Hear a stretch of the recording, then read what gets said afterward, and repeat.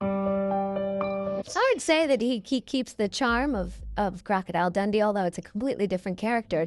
It's likable and funny. Michael J. Crocodile Dundee. Never surprise. Some loves are born only to become scars. And Paul Hogan, the legendary star of Crocodile Dundee, is perhaps the most vivid proof of that saying. Behind the bright lights and the smiles on the red carpet was a heartbreaking story few ever knew. The romance that once enchanted millions of viewers between Paul Hogan and Linda Kozlowski turned out to be the beginning of a lifelong journey of heartbreak and collapse. Few could have predicted that the woman who seemed gentlest of all, Linda Kozlowski, would be the one who slowly captured Paul's heart through the smallest, yet most intentional gestures: a cup of coffee in the early morning, a sweet glance, a soft encouragement when he felt unsteady on a distant film set. Every gesture was delicate, each step leading Paul deeper into an emotional maze where he never realized he was becoming the victim of a carefully crafted plan. And then when the velvet curtain finally closed, Paul Hogan bitterly understood everything he had sacrificed. His family, his children, his reputation had led to only one outcome: himself alone, with a pain that would never fade. As the bright lights of Hollywood dimmed after a startling confession at age 86 on a late afternoon in 2024, inside his small home in Venice Beach, Los Angeles, Paul Hogan sat alone by an old window frame, eyes drifting into memories of years long past. Once a man who stole the hearts of millions, someone who gave up everything for a love he believed existed only in movies. Now, when every illusion had dissolved, he uttered a sentence that sent chills down anyone who heard it. "I was deceived. I lost everything because of a love that turned out to be nothing more than a trap." Looking back at where it all began, every sign had been there from that very first day on the Crocodile Dundee set in 1985, under the blazing sun of the Australian outback, the film that made their names, but also opened a tragedy no one foresaw. At that time, Paul Hogan was a star, with a wife and 5 children, famous across Australia for his genuine, grounded charm.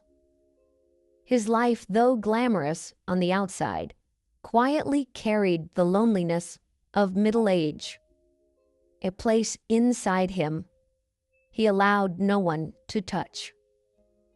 Linda Kozlowski, then a young, captivating Juilliard-trained actress from New York, arrived in Australia with Hollywood dreams and striking blue eyes. She appeared on set not only with an innocent expression, but also with a kind of subtle initiative that made her impossible to ignore.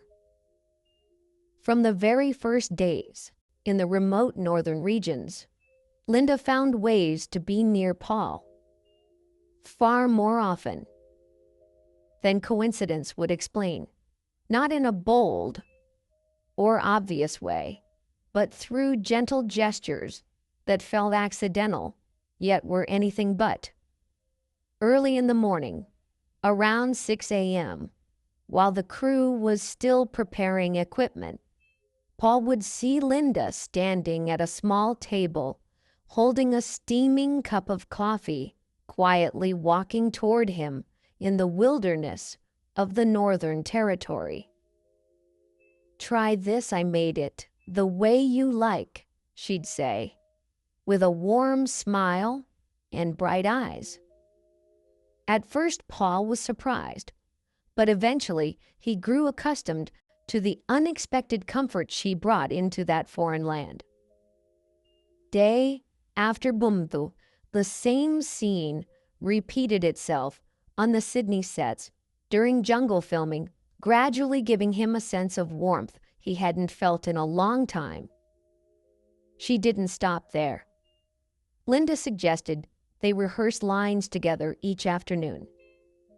During those golden March afternoons of 1985, inside a small, temporary tent on set, she would listen closely, offer thoughtful suggestions, and even help him refine small details. One day, after they struggled through a difficult scene, Linda gently proposed, "Why don't we sit down and unpack the scene carefully? I'm sure it will feel more real that way." Paul, a man of experience but seldom genuinely understood, began to feel that Linda was truly different. But everything did not stop at her attentiveness. There were also those quiet, very personal moments.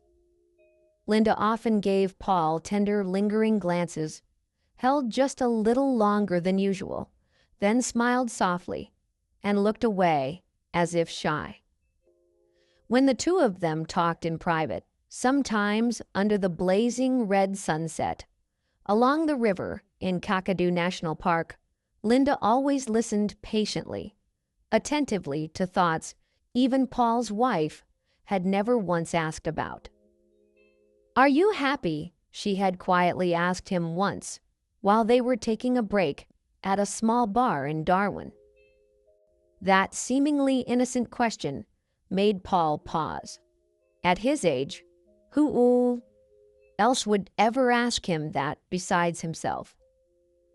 And then everything seemed to flow, coincidentally, into perfection. Every morning, at the Darwin Hotel, it was Linda making coffee. Every afternoon on the grass, it was Linda inviting him to rehearse. Every evening, returning to their rooms, it was Linda showing gentle concern. To the film crew, it looked like a sweet gesture of care, but in truth, it was a plan shaped by Linda's steady initiative. Step by step, she moved closer into Paul's private world, of course. Such closeness could never escape the media, and when the rumors began to spread, when Sydney newspapers wrote that sparks ignite, when there's warmth, Paul still reassured himself, "We're just close colleagues." Linda herself cleverly maintained just enough distance so no one could accuse her, yet left enough ambiguity to linger in Paul's heart. However, everything changed after one late-season rainy afternoon in Darwin, when Paul, for the first time, sat down and said to Linda, "I feel guilty. I have a family. I can't continue like this." Without any surprise, Linda simply looked at him with teary eyes and softly said, "I don't need anything. I only need to love you, even if I remain in the shadows." That sentence pierced straight into the deepest part of Paul's heart. It was not just acceptance. It was a message. "You are the only world I have." For a man feeling lonely and weighed down by family pressure, her words were the ticket that allowed him to escape everything. And then, whenever something troubled her, Linda did not hesitate to appear fragile, even bursting into tears in front of Paul during hurried hotel dinners. She spoke about being called a home wrecker, being harshly criticized by the press, being watched by the crew. Every time Paul felt sympathy, then grew more protective. His affection was no longer a simple emotion. It became a responsibility, a way of saving himself. From the outside, people only saw a romantic story, while Paul, caught in the center of the whirlwind, gradually lost his ability to see the truth. He became captivated by the image of a Linda who was always gentle